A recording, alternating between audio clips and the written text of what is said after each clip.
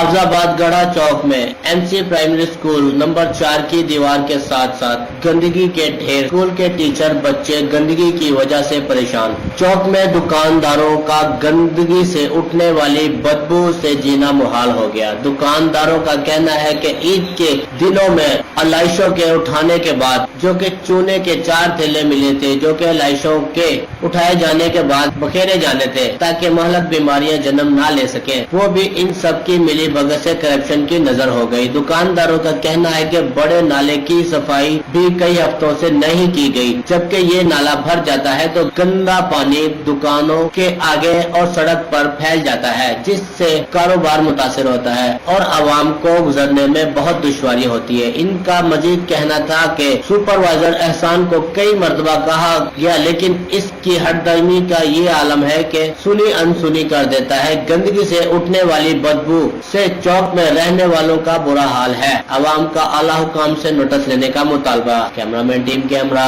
Mohammad Salman, Raj news, Hafizabad.